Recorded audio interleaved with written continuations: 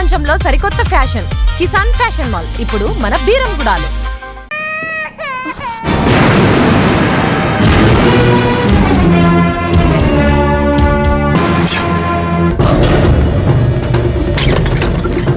ఇంకొక మాట ఎక్స్ట్రా మాట్లాడావంటే నరుకుతాను. ఆడదాంతో ఇంతసేపు మాట్లాడటమే మహా దారుణం. పెళ్ళం ఉండగా వీడు, మొగుడుండగా ఇది, అందరి కళ్ళు కప్పి పొరలడానికి పోతున్నారు.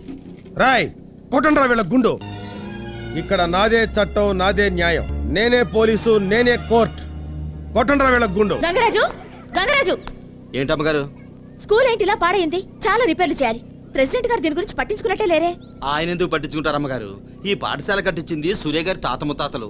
ఇది ఆర్టిస్టులోనే ఉంది. ఈ పాఠశాలకి రిపేర్ వచ్చినా సూర్య గారే చేయించాలి. కానీ ఈ విషయాలు ఇవి ఆయనకి పట్టవు. పెద్దోళ్ళు ఎవరైనా అడగొచ్చు కదా.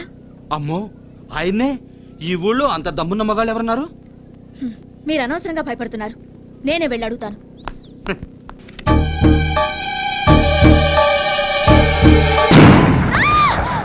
ఈవిడేనండి కొత్తగా వచ్చిన టీచరు. నమస్కారం అండి. అలాగే, ఎందుకు వచ్చింది అడగరా? అదేనండి, పిల్లలు చదువుకునే బడి పాడైన గుడిలా ఉందండి.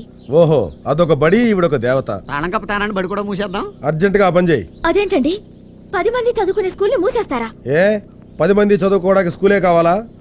ఈ లోకమే ఒక బడి, అనుభవాలే పాఠాలు. రోడ్లే బోర్డులు, బొగ్గులే బలపాలు. పుట్టి శ్రీరాములు ఎక్కడ చదువుకున్నాడ్రా? వీధి దీపం కింద నిలబడి మండేలా. ఎండలో నిలబడి గుండెలు మండేలా చదువుకున్నాడు. నువ్వెక్కడ చదువుకున్నావు? అనాథాశ్రమంలో అడుక్కు తిని. చదువుకోవాలంటే 1,00,000 మార్గాలున్నాయి. నీకు స్కూల్ నచ్చపోతే రోడ్ల మీద చెప్పుకోలేదంటే చెట్ల కింద చెప్పుకో. చెట్ల కింద కూర్చొని చదువుకోవాల్సిన అవసరం వాళ్ళకే వచ్చింది. అయినా చిన్నపిల్లలు చదువుకునే స్కూల్ విషయంలో ఇంత నిర్లక్ష్యంగా ఉండటం మంచిది కాదు. ఈ స్కూల్ మీ ఆధ్వర్యంలో నడుస్తుంది కాబట్టి గవర్నమెంట్ తో మాట్లాడి స్కూల్ రిపేర్ చేయించాల్సిన బాధ్యత మీది. ఊళ్ళో పెద్దాళ్ళంతా మీతో మాట్లాడడానికి భయపడుతున్నారు. ఒక స్కూల్ టీచర్ గా ఈ విషయం గురించి మీతో మాట్లాడాల్సిన బాధ్యత నాకుంది. ఊళ్ళో పెద్దవాళ్ళు చెడుకుంటే రిపేర్ చేయించేవాడినేమో. ఆడదాని నువ్వు వచ్చి అడిగావు కాబట్టి ఒక్క పెంకు కూడా మార్చడం. నీకు దిక్కుంతో చెప్పుకో. వెళ్ళా. ఊళ్ళో అందరూ మిమ్మల్ని తిట్టుకుంటుంటే ఏమో అనుకున్నాను. ఇప్పుడు అర్థమైంది ఎందుకు అలా తిట్టుకుంటారో. ఇంకొక మాట ఎక్స్ట్రా మాట్లాడావంటే నరుకుతాను. ఆడదాంతో ఇంతసేపు మాట్లాడటమే మహా దారుణం. వెళ్ళి ఇక్కడి నుంచే.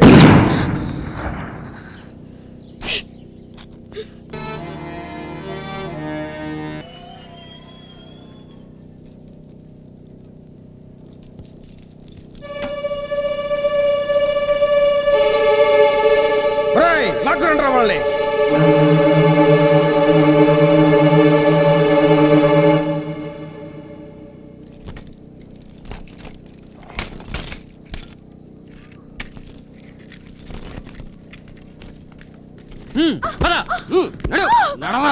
నాయనా సుయోధన, ఇక్కడ ఏమి జరుగుతున్నది? రాయ్, నీ పెళ్ళాన్ని వాడు ఎవడో లేపుకెళ్తున్నాడు రా. కలుదేరు. అయ్య బాబాయ్, నా వైపు.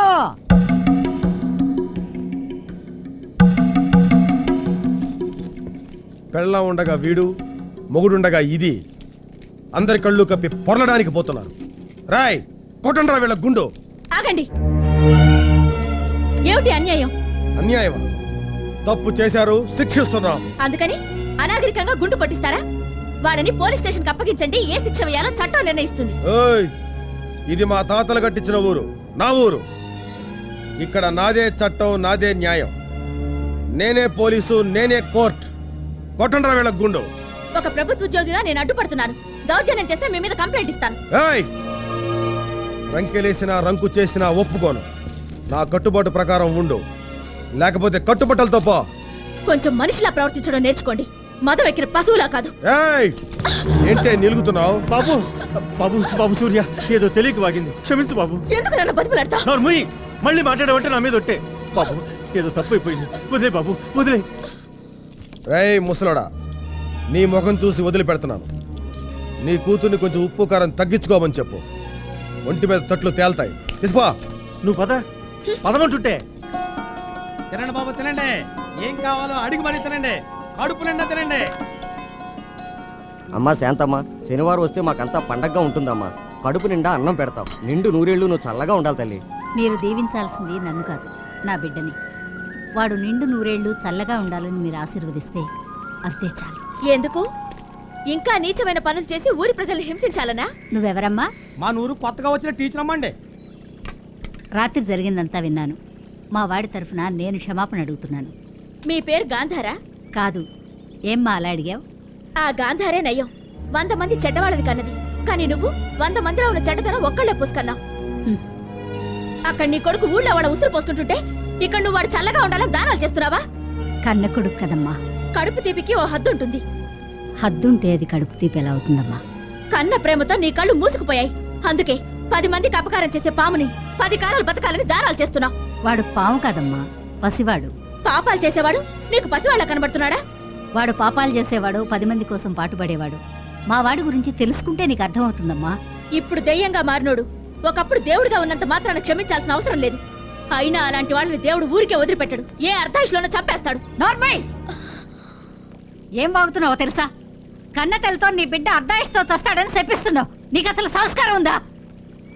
వయసులో పెద్దదాన్నన్న గౌరవం కూడా లేకుండా గాంధారినన్ను ఎగతాళి చేసిన నువ్వు మనసున్న దానివైతే, మొగుణ్ణి వేధించిన ఆడదాన్ని జుట్టుపట్టు గీడ్చుకొచ్చే నా కొడుకు మనసున్నవాడే, మంచివాడే.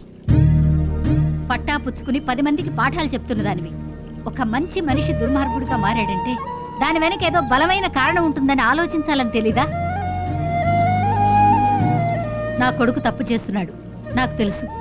కానీ వాడలా తప్పుడు మనిషిగా మారడానికి గల కారణం నీకు తెలిస్తే నువ్వెలా మాట్లాడు.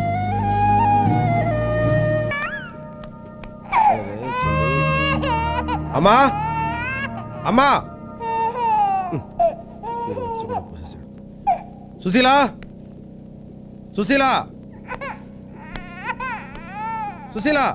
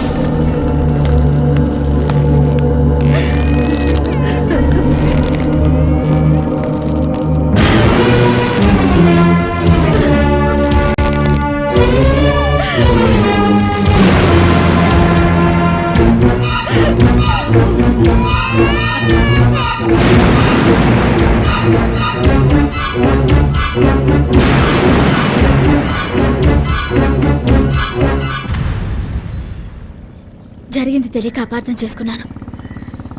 నన్ను క్షమించండి. మా సూర్యాన్ని మంచి మార్గంలో పెడితే ఏ ముసల్దానా, ఇల్లు వదిలేసి షికారులు మొదలెట్టేవేంటి? తినదరడం లేదా? అది కాదురా. నోరు మూసుకొని ఇంటికెళ్ళా. ఓయ్ అటెక్కడికి? ఆ వైపు శ్మశానం ఉంది, వెళ్ళడానికి ఇంకా చాలా టైం ఉంది. ఇంటికి వా. మీటింగ్లు మొదలెట్టింది, మీటింగ్.